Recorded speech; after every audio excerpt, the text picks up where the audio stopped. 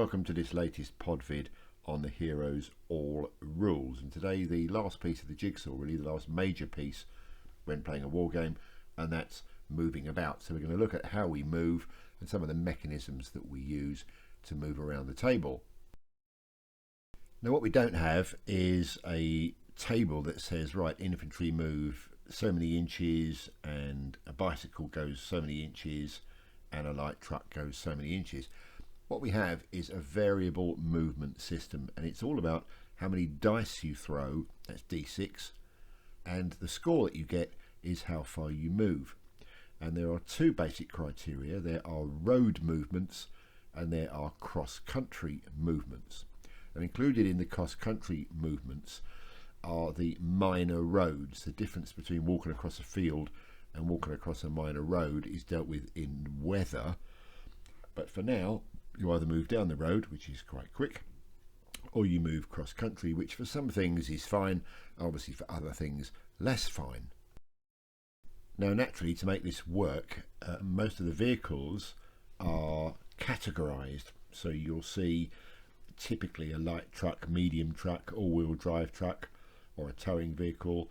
All armoured cars are lumped together, and then you've got slow tanks, ordinary tanks and fast tanks. And of course, if you've listened to the last video, you'll know that we have a series of codex cards with all the information on.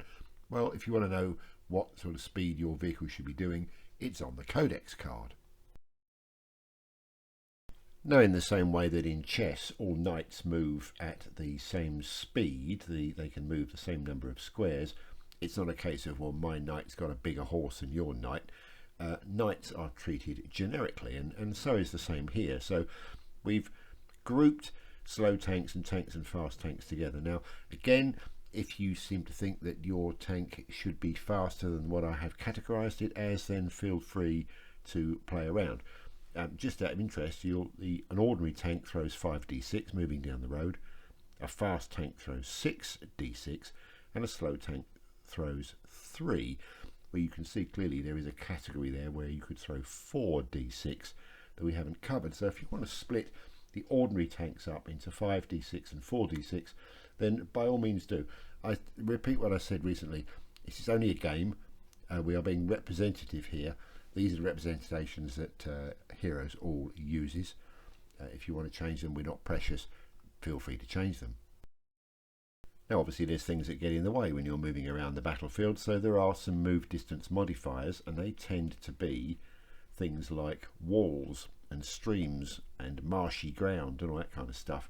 So you'll find on page 34 a little table that tells you what sort of penalties that you incur, and the penalties tend to be pips off the dice. So for argument's sake, if you're going over a high wall, and that is higher than a figure, that's the definition of a high wall, then you lose 1 pip per dice from the dice that you throw. Now the movement pages are the first place you're going to start to find an awful lot of red writing in Heroes All, and the red bits are the rules that only apply to the solo war game. And one of the key things you'll notice is the at the double move. In fight your own battles, it's possible to have a unit move at the double, whereas in Heroes All you can't, and the reason for that is in Heroes All you simply allocate it 2 dice to move twice. So you give it a dice in command, and that unit moves, and if you think, right, it can do a bit further, you can give it another movement dice and it can move again. So the red writing in Heroes All refers only to fight your own battles. And this is probably a timely place to remind you that Heroes All is the rules, the movement, the firing, the observing and all the other stuff, and fight your own battles is a mechanism by which you play this game solo. You won't, if you open fight your own battles, you won't find any rules about how far you move or how you shoot A with B. All that is in Heroes All. So I would encourage you to get into Heroes All and read it and understand how it all works. And when you understand how it all works, then you can move on and play a solo game, which is why we've done the videos in this particular order. And once you get to page 36 of the movement rules, you'll see that we get into things like assaults, where there are a number of variations on the word assault. So one-on-one attacks if you're doing a commando game, how you assault a building, how the defenders fight back if you're assaulting a building, what happens if you go for an assault and you don't quite get there in terms of movement, how you assault armoured fighting vehicles. There's all sorts of rules all in there, all about moving and assaulting. And if you are talking one-on-one assaults and you're going to creep up on somebody, you don't want to make a lot of noise about it, so you can do what's called a stealth move, where you only throw 1 dice, 2 if you happen to be elite, but 1 dice normally, and that gives you the ability to creep up very slowly on somebody and attack them on a one-to-one basis.